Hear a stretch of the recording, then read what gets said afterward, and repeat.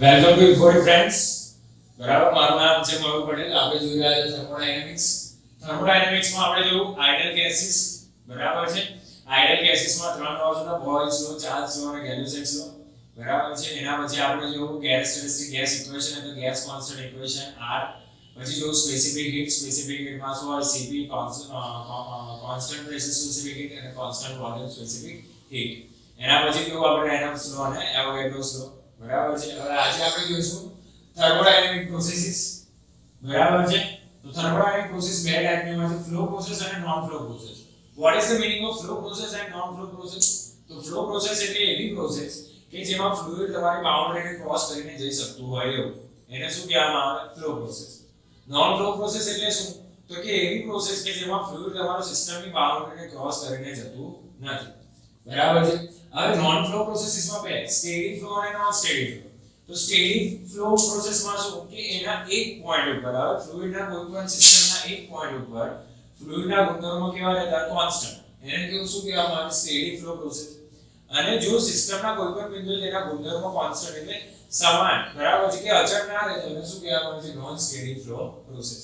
હવે steady flow process આપણને ખબર જ છે એટલે શું આવશે? Steady flow energy equation. બરાબર છે. જેમાં આપણે જોયું કમ્પ્રેસર, નોઝલ, ટર્બાઇન, થ્રોટલિંગ, બરાબર છે, એટસેટ્રા. તો નોન સ્ટેડી ફ્લો પ્રોસેસમાં શું આવે? તો કે ભાઈ ખુલ્લા વાસણમાં આપણે શું કરીએ છીએ? પાણીને ઉકાળીએ છીએ, ગેસ ભરીએ છીએ. નોન ફ્લો પ્રોસેસીસમાં કઈ આવશે? Constant volume process, constant pressure process, constant temperature process, adiabatic process, polytropic process અને થ્રોટલિંગ પ્રોસેસ. બરાબર છે. constant volume process, constant pressure process, constant temperature process, adiabatic process, polytropic process અને throttling process. તો one by one આપણે બધી process જોઈશું. પહેલી process છે આપણી constant volume process, અચળ કદની પ્રક્રિયા. બરાબર. એનું બીજું નામ છે આઇસોક્લોરિક પ્રોસેસ. ઘણીવાર તમને MCQ માં કે એક્ઝામમાં પૂછે છે કે આઇસોક્લોરિક પ્રોસેસ વિશે સમજાવો. તો શું આવશે? constant volume process, અચળ કદની પ્રક્રિયા. તેનું સ્ટેટમેન્ટ શું આવે કે જે પ્રક્રિયામાં સિસ્ટમ કે પદાર્થ અથવા તો બોડી અથવા તો ગેસનું અથવા તો ફ્લુઇડનું કદ શું રહેતું હોય? અચળ રહેતું હોય. તે પ્રક્રિયાને શું કહેવામાં આવે છે? કોન્સ્ટન્ટ વોલ્યુમ પ્રોસેસ કહેવામાં આવે છે. બરાબર છે. તો હવે આપણી પાસે બે પ્રોસેસ છે. એક પ્રોસેસમાં શું છે? Pressure P1, volume V1. બીજી પ્રોસેસમાં શું છે? Pressure P2, volume V2. બરાબર છે. હવે કોન્સ્ટન્ટ વોલ્યુમ પ્રોસેસ છે તમારે થર્મોડાયનેમિક ગ્રાફ પર તમારે પ્લોટ કરવું હોય તો કઈ રીતે કરી શકો? તો આ શું છે? પ્રેશર વર્સિસ વોલ્યુમ નો ગ્રાફ છે. વોલ્યુમ કેવું છે? કોન્સ્ટન્ટ એટલે સ્ટ્રેટ લાઈન આવી ગઈ. Temperature versus entropy. બરાબર. થર્મોડાયનેમિક ગ્રાફ બે માં બતાવવામાં: પ્રેશર અને વોલ્યુમ, ટેમ્પરેચર અને એન્ટ્રોપી. બરાબર. બીજું આવે છે ટેમ્પરેચર અને એન્થાલ્પી પણ આવે છે. ચલો હવે અહીંયા શું આવશે? વોલ્યુમ કોન્સ્ટન્ટ એટલે શું આવશે? થોડો કર્વેચર શેપ આવશે. બરાબર છે. ચલો PV રિલેશન જોઈએ તો મેં કીધી એ રીતે P1 V1 T1 પ્રોસેસ 1 માટે, P2 V2 પ્રોસેસ 2 માટે. પણ V1 અને P2 કેવું છે? Same, constant. કેમ? તો કે કઈ પ્રોસેસ છે? Constant volume process, isochoric process. જેના માટે P1 T1 P2 T2 શું થઈ જશે? આવે ક્રોસ મલ્ટીપ્લિકેશન. આ ઉપર જતું રહેશે, આ નીચે P1 P2 T1 P2. Work done, કાર્ય. તો વર્ક ડન નું ઇન્ટિગ્રેશન આપણે જોયું તો શું? W is equal to TdV. બરાબર. ઓપન સિસ્ટમ માટે આપણે કર્યું હતું 0 to 1 પણ વોલ્યુમ તો કેવું છે? કોન્સ્ટન્ટ. એટલે વર્ક ડન પણ કેવું થઈ જશે? 0. અને ચેન્જ ઇન એન્ટ્રોપી શું થશે? du એટલે ચેન્જ ઇન એન્ટ્રોપી. બરાબર છે. mR upon gamma minus 1 T2 minus T1. T2 is the higher temperature, T1 is the lower temperature. Which one is the higher? m એટલે તમારું માસ. જો તમારું માસ નથી તો તમે into r આવશે. માસ હોતા માસ હશે તો m into r આવશે. r એટલે 0.287 કિલોજૂલ પર કિલોગ્રામ into કેલ્વિન. ગામા બરાબર 1.4. ક્લિયર? તો આ હતી આપણી constant volume process, isochoric process કહેવામાં આવે છે. તો હવે છે કોન્સ્ટન્ટ વોલ્યુમ પ્રોસેસ આપણે જોઈ ગયા. હવે છે કોન્સ્ટન્ટ પ્રેશર પ્રોસેસ. બરાબર છે. જેવી રીતે કોન્સ્ટન્ટ વોલ્યુમ ને આઇસોક્લોરિક પ્રોસેસ કહેવાય, તેવી રીતે કોન્સ્ટન્ટ પ્રેશર પ્રોસેસને શું કહેવામાં આવે છે? આઇસોબેરિક પ્રોસેસ કહેવામાં આવે છે. બરાબર છે. તેનું સ્ટેટમેન્ટ શું અપાય?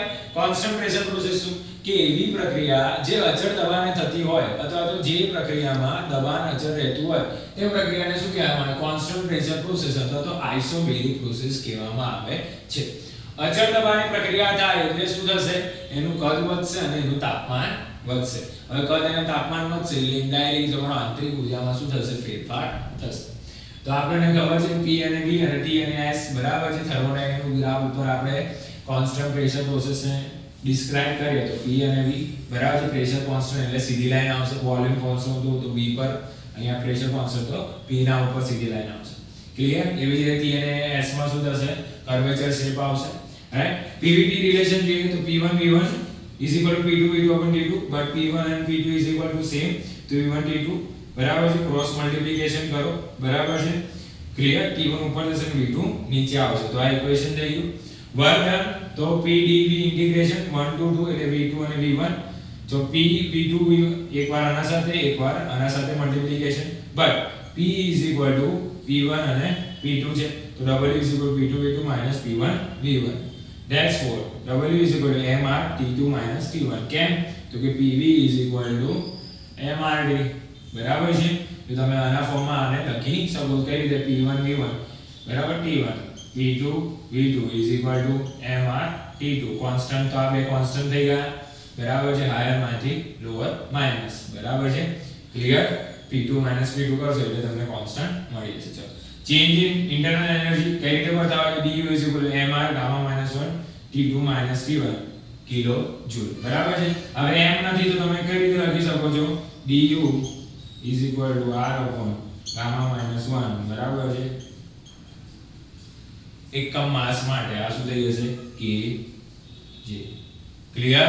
ડન. તો આ તો આપણું કોન્સ્ટન્ટ પ્રેશર પ્રોસેસ જેને આઇસોબેરિક પ્રોસેસ વડે પણ દર્શાવવામાં આવે છે. તો આપણે આગળ નેક્સ્ટ જોઈશું isothermal process, constant temperature process જેને કહેવામાં આવે છે હાઇપરબોલિક પ્રોસેસ અથવા તો આઇસોથર્મલ પ્રોસેસ કહેવામાં આવે છે. તો સ્ટેટમેન્ટ શું આવશે કે જે પ્રક્રિયામાં અથવા તો જે પ્રક્રિયા અચળ તાપમાને થતી હોય તેને શું કહેવામાં આવે છે? આઇસોથર્મલ પ્રોસેસ અથવા કોન્સ્ટન્ટ ટેમ્પરેચર પ્રોસેસ કહેવામાં આવે છે. આ પ્રક્રિયામાં શું થશે કે સંપૂર્ણ હીટ એનર્જીનું સંપૂર્ણપણે કાર્ય એનર્જી એટલે વર્ક એનર્જીમાં રૂપાંતર થશે. એટલે ઇન્ટરનલ એનર્જીમાં કોઈ ફેરફાર થતો નથી. એટલે du is equal to શું લઈ લીધું? Change. Sorry, du is equal to શું લઈ લીધું? 0. આદર્શ વાયુ માટે આ પ્રક્રિયાને શું કહેવામાં આવે છે? હાઇપરબોલિક પ્રોસેસ કહેવામાં આવે છે બરાબર છે. હવે આપણી પાસે એક સિસ્ટમ એક અવસ્થા છે જેના માટે P1 V1 અને T1 પ્રેશર 1 વોલ્યુમ 1 અને ટેમ્પરેચર 1. એવી જ રીતે બીજી અવસ્થા છે જેના માટે પ્રેશર 2 વોલ્યુમ 2 અને ટેમ્પરેચર 2 બરાબર છે. તો આપણે ગ્રાફમાં પ્લોટ કરી દીધું P વર્સિસ V ડાયાગ્રામ અને T versus S diagram. Temperature constant એટલે હોરિઝોન્ટલ લાઈન બરાબર છે. P અને V કેવું રહેશે? કોન્સ્ટન્ટ. ચલો, PVT રિલેશન ખબર જ છે. T1 by P1 V1 upon T1 is equal to P2 V2 upon T2. તો T1 અને T2 કેવું રહેશે? કોન્સ્ટન્ટ બરાબર. સેમ. એટલે P1 V1 is equal to PV. તો P1 by P2 is equal to V2 by V1. ચલો, work done. Work done માટે આપણને ખબર છે W is cyclic integration of the PdV. તો 1 to 2 upper limit minus lower limit એટલે higher lower limit to the higher limit. ચલો, PV is equal to P1 V1 છે ને આપણી પાસે આ PV is equal to P1 V1 બરાબર છે. તો તમે P1 V1 by V લખી દીધું.